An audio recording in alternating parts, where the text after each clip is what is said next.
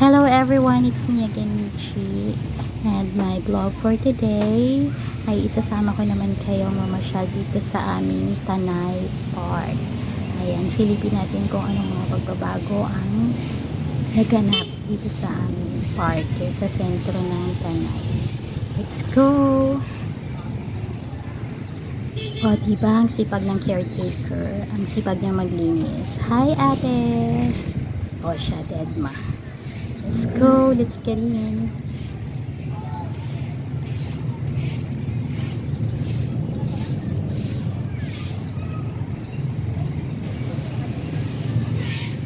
So dati ano pa lang, mga bench pa lang meron dito. Wala pa tong parang deep art na to sa harapan.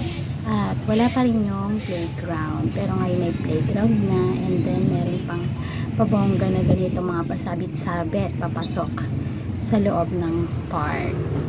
So yung pinaka-center na yan yung ginagamit kapag merong program na gaganapin sa bayan ng Tanay, kagaya na amateur singing contest, at kung sino mang gustong mga mag-concerto at mga ibang event. So yan yung ginagayahan. Ginagamit din yan for graduation if ever na masikip sa mga school para ganapin ang graduation. So dito rin siya ginaganap. Ayan. Meron na rin mga bench sa harapan. May mga bakod. Ayan.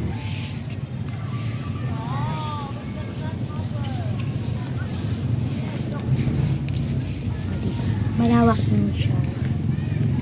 Tapos may bench na dun sa may gilid. Ang lalaki na ng mga puno. Ayan, dati maliliit pa yan. Parang ako, maliit. Tapos hindi na lumaki. Char. Ayan. So, dun yung playground. May CR na din doon sa banda doon. At may mga halaman. So, dati wala pang mga greens dyan. Ilan-ilan lang, konti lang. Talagang kailangan pang i-ano yung paa ko. Char. Pinapakita ko lang yung cutex ko kulay pink. O, diba? So, maganda na siya now kaysa dati. So, patay pa yung paligid. Pero ngayon, bed green na. Ang dami ng halaman. Yung mga palaruan na. O, diba? Maganda na siya ngayon.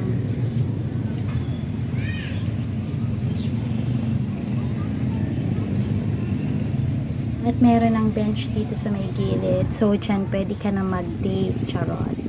Kasama yung GF mo. Naiiwanan ka after all. Charot. O, ayan. Ang ganda ng mga puno. Manilaking na. Parang gusto kong umakyat. Char. So, ito lang yung aming park dito sa Tanay.